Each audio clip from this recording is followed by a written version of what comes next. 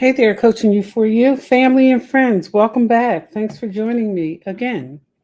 It is a pleasure to have you here this evening. I want to remind you that hydration is important, particularly in weather like this.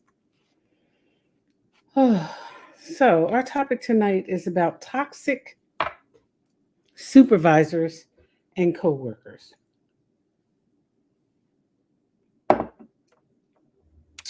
Let's talk a little bit about that. But before we get into it, I'd like to thank Elise's Catering for again providing for me this evening and giving me the opportunity to enjoy fresh food meant for the lifestyle that I am living. Having a time with allergies tonight, so excuse my voice and my coughing and my sneezing and all the other stuff that goes with that. So I'm wearing it a little different tonight. I like different. And I want to remind everybody out there it's okay to be different. First thing I want to talk about is before we get into the actual topic is there are a lot of toxic supervisors and coworkers out here, a lot. And the thing I want you to be mindful of in this process and in this podcast bootcamp podcast tonight is that they're everywhere. And they exist and do well where they are allowed to flourish. Don't miss that. First thing is, though, I want you to remember that loose lips sink ships. This is for everybody, the good and the bad. Sometimes folks just talk too much.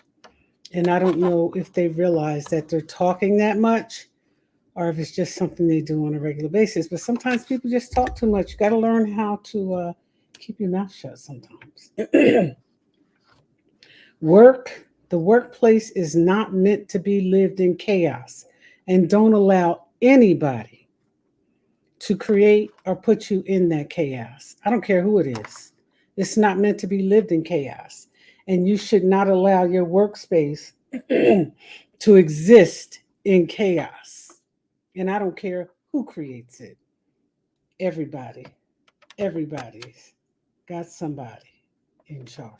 Remember that. I want you to remember that the office gossip is typically also the biggest liar.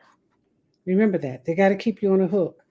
And when they bring gossip and they talk about others and they create situations, they're doing it in an effort to not only gain attention, but to be the top dog in the agency because they're carrying the bone. But I want you to remember every dog that carries the bone will take one too.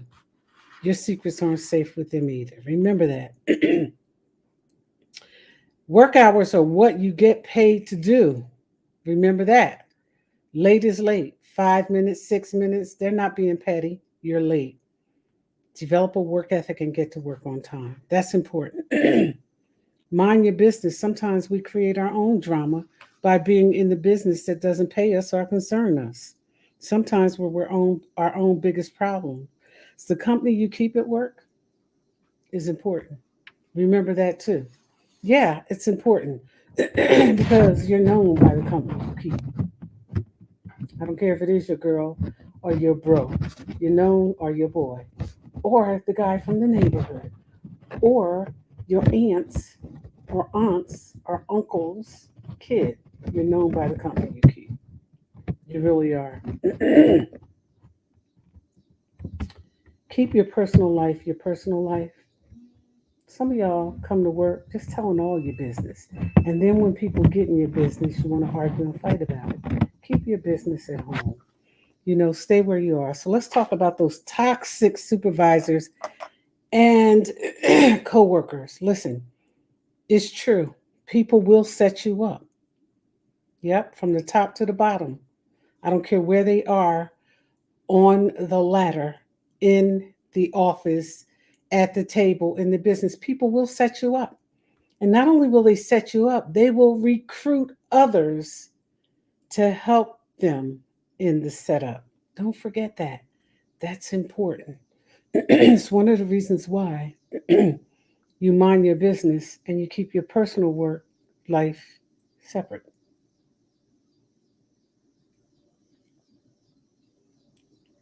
So here's how we start. Number one, I told you that I'd share with you how to deal with those toxic people. And I don't care who they are. No giant, no ant is too small to be stepped on. No giant is too big to be knocked down. I don't care who it is. Sometimes you give more people more power than they have. And I'm not talking about toxic people because you deem them toxic because you don't like them. I'm talking about toxic people who actually behave in a very, very poor way and mistreat people for no reason other than the fact that people will speak their mind, speak up, and tell the truth. Sometimes I want you to remember this. Don't worry too much, in this game that you don't know enough. Sometimes the problem is you know too much and it intimidates those you're in the game with. That's the people at the office. It can be intimidating for them.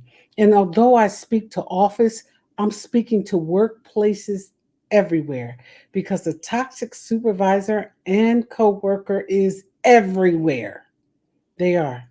And sometimes you're associating with them and you're playing in that toxic environment with them until it turns on you. And eventually, I want you to remember this, it will. So the first thing you have to do is remember this. You let too much stuff slide. You let too many things slide when the coworkers, supervisor, managers, CEOs, directors, you let too much stuff slide when they're misbehaving. Deal with it immediately. Don't wait and document everything.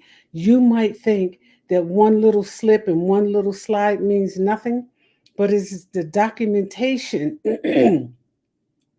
and your notes that are going to make the difference in the end when you go to that battleground. So, be prepared for it. Look, you have to know the game, you have to know the culture and understand it, and you have to understand the politics at work. Yeah, there's no worse politics than on the job. Believe it. Talk about all the politicians you want, everywhere you want, and what they do and say. But what happens at that office and at that table and at that job can be worse than any politics I've ever experienced. Worse. They act bad because typically they flourish because good people really do nothing. They're intimidated and afraid to speak up. Here's what I want you to know. Document, record the date, time, place, the people involved, what transpired, who, what, when, and where. Do so immediately with all incidents that are harassing or offensive. They continue that behavior because you don't do anything. Keep your documentation at home and never transfer documents from your workplace email to your home email because typically there are policies that speak to maintaining the confidentiality and not mixing your personal and private emails with your work emails. Remember that. Keep your stuff at home, keep it confidential, and do not show it to anyone other than your attorney. Yeah, your attorney, because eventually, if it continues, that's coming. What doesn't apply, let it fly, but don't let it slide. Make your complaint to HR. Always give HR the first opportunity after the offender. Give the offender the first opportunity, always. Bring it to their attention, advise them, document that you advised them when, where, how, why, who was present, the coworker that was sitting at the desk when you said, I'm on my way to see Tasha because it's time for us to talk about what I'm experiencing here that's making me uncomfortable. Document it, everything, every single thing. You know how you track people you're in love with when they're doing things they're not supposed to be doing? Track them the same way. And I know some of y'all know what I'm talking about. Keep your emails short. Don't go into long diatribes about what you feel. Document in the email exactly what you have experienced. You'll get to your feelings when you get to your attorney in the court. Remember that HR, at the end of the day, works for the agency. Remember that. That's important. Remember that. And they're not there to be your friend or your advocate. They're there to dispense good information that you request and or might need in good times or bad times. That's why they're there. But they work for the agency. Don't miss that. They enforce policies. Don't miss that. You know, always give the offender the first opportunity and always document that first opportunity that you gave the offender, and then go to HR. Do not use your work computer for any personal work. Remember this. I want you to remember two things. Your phone either. There's no such thing as a private call or a private email. You heard it here first. And I can assure you that somewhere along the line, if your employer has been doing business for a while, they're smart enough to have policies that advise you not to use your phone and or your email for personal work. All evaluations should be kept. I think what we'll call this is your folder of equality. And I don't care who you are. Let's call it your folder of equality. And that's where you keep all of your documentation, your evaluations. I'd also encourage you that when you complete special projects timely, that you document it. That's important too. Document it and keep your information about that as well, because people have a tendency to forget. You can do one thing wrong or one thing in the opposite of what they want, and they'll forget all the good stuff that you did.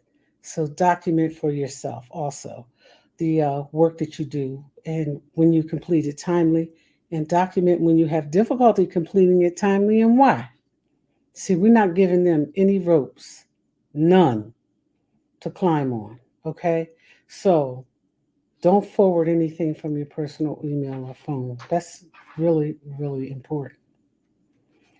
Know the policies on your job concerning the things that you're dealing with, because most times, you get caught up and you get confused and you lose your way because you don't know the policies. Know the policies on your job and keep track of when they amend policies as well. That's important. An employer will amend policies to suit their need, not yours.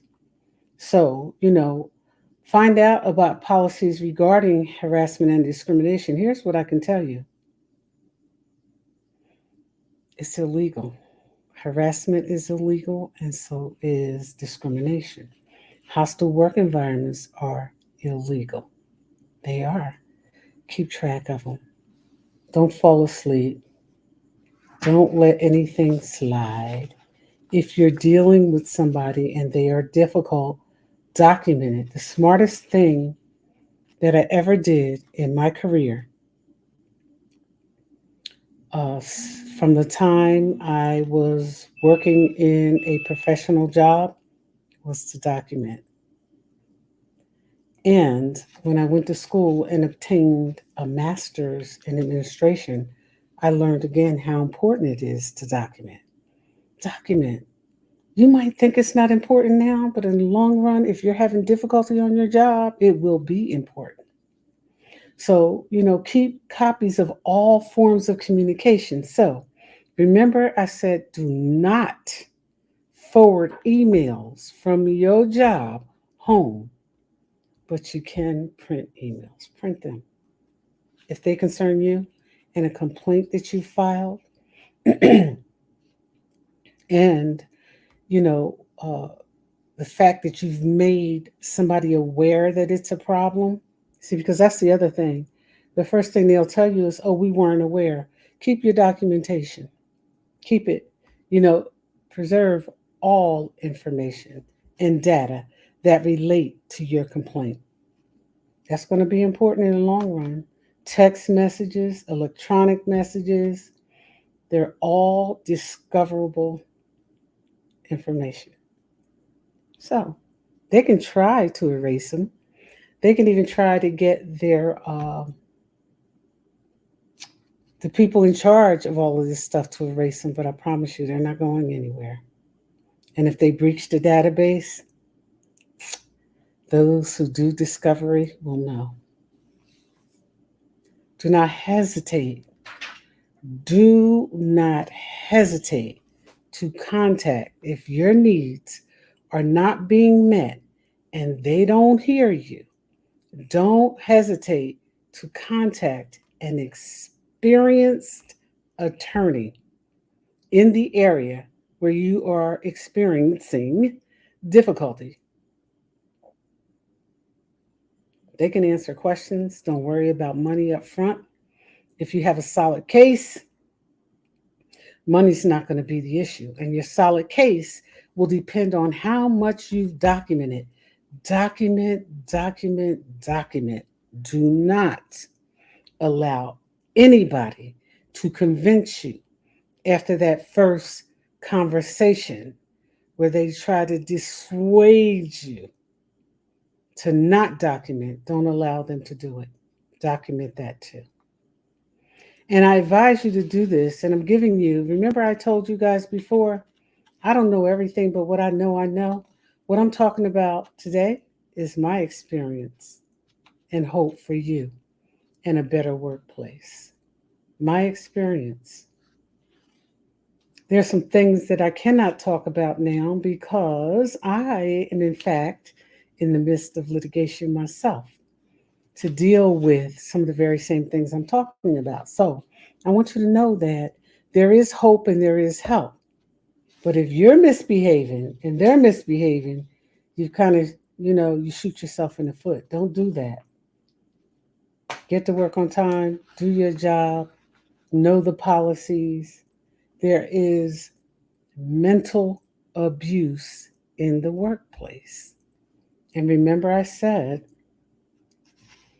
they'll work in belittling you, they'll work in undermining you, they'll work in stealing credit for your work, sabotaging your work, screaming, ranting, being angry, and trying to turn other people against you.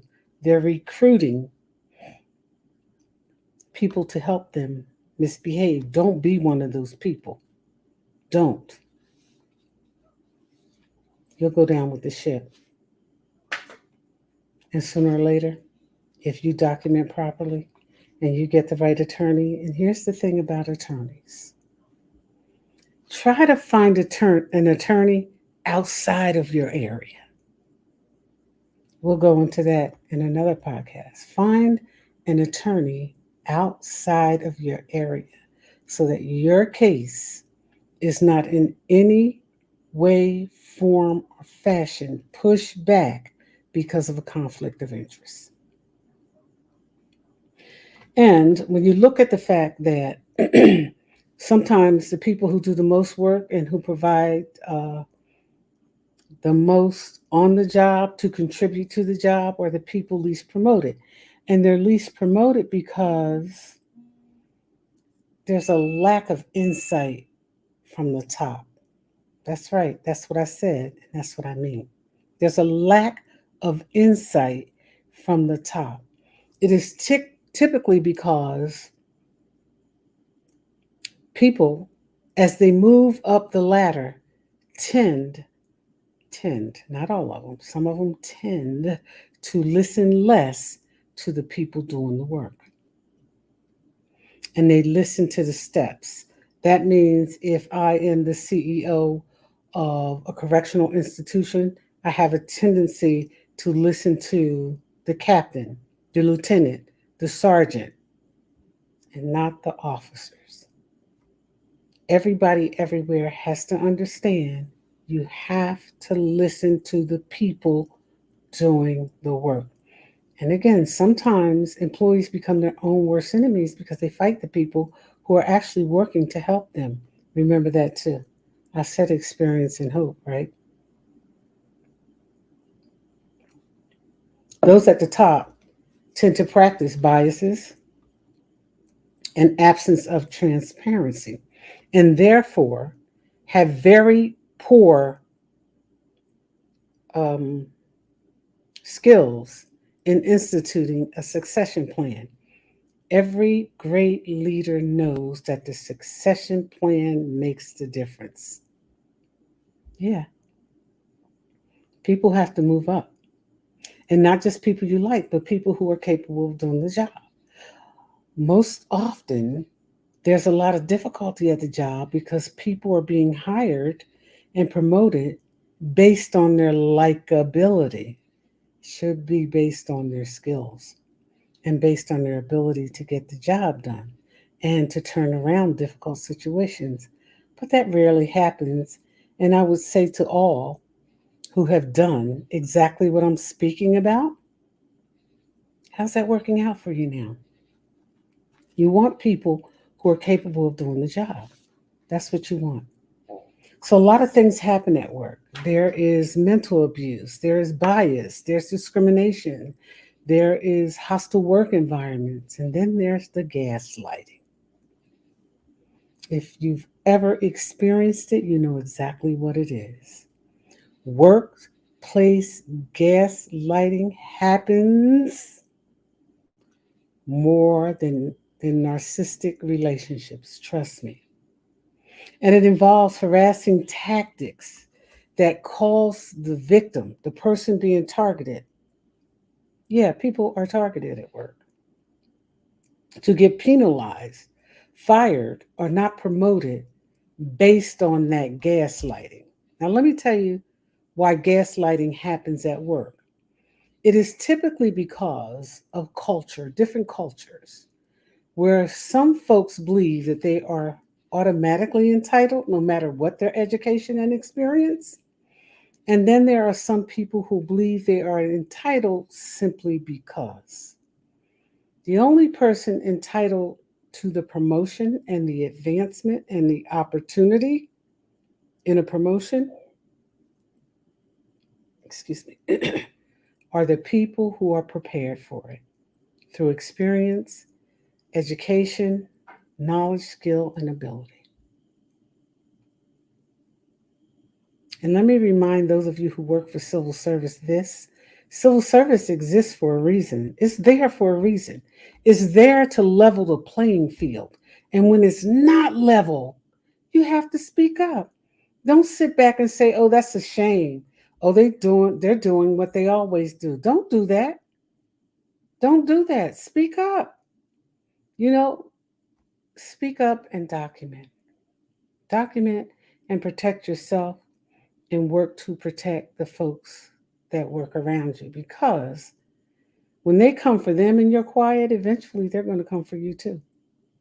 Because bullies and people who abuse power always, always look for a target.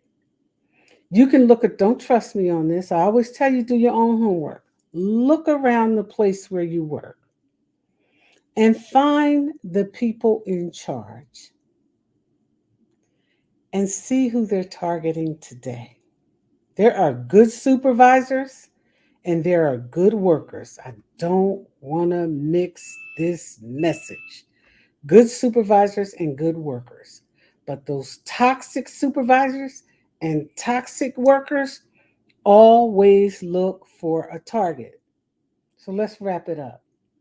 There's gaslighting, there's discrimination, there's bias, there's cultural differences, there is a hostile work environment. It's there, it's at the office, and there are toxic people at the office. Avoid them at all costs. If they are making your work life chaotic, hectic, and stressful, that's a hostile work environment. Document it. Document it, take the steps. Deal with the person first that's creating the problem. That doesn't work. Make sure you document that first contact. That doesn't work, go to HR. If HR doesn't work for you, there's an equal opportunity commission that will. Look it up. And if you look on this page, you'll see that I also added in the comments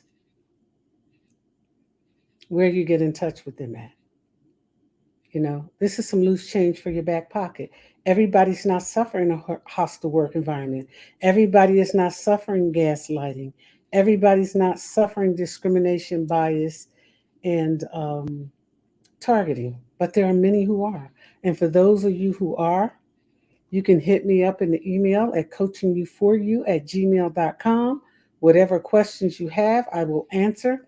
I am speaking based on 40 some odd years of experience in the public sector twice, as an elected official and then as an executive. If I can answer your questions, I will, honestly. I just ask that you're fair with people on your job and you give them a chance. And remember that the biggest gossip is typically the biggest liar. Don't let that be you. I want to thank you for joining me this evening. I want to thank you for giving me the opportunity to share my experience. I want to thank you for opening your heart and mind at the office to be fair with people, to give them a chance, and to not target people just because you don't like them. Hey, have you ever dealt with a coworker who just stalked you, talked about you constantly, created situations that didn't exist? In another podcast, I'm going to tell you about those stalkers at work. I've had a few of them too. Yep. Although I cannot mention them by name, I'll tell you the whole truth and nothing but the truth, give you the story, and I have tons of documentation that I cannot share because, as I shared, I'm in litigation myself. And so, this topic touched my heart 2 nights ago when I was trying to decide from my basket. I put topics in a basket and pick them out, what topic I would choose for tonight. And for some odd reason, the hostile work environment kept coming back. You don't have to settle for it. You don't have to tolerate it. I don't care who they are. The bigger they are, the harder they fall. Find you a good lawyer and do what you need to do. You can see them. Don't create them. Some of you try to create people and make them into things that they're not. Don't do that because you're going to have proof once you file a complaint. It's not based on feeling. It's based on fact. Go get your attorney and get it done. Have a good night, and thank you again for joining me. I'm Annette. I'm your host here at Coaching You For You. Thank you again for joining me.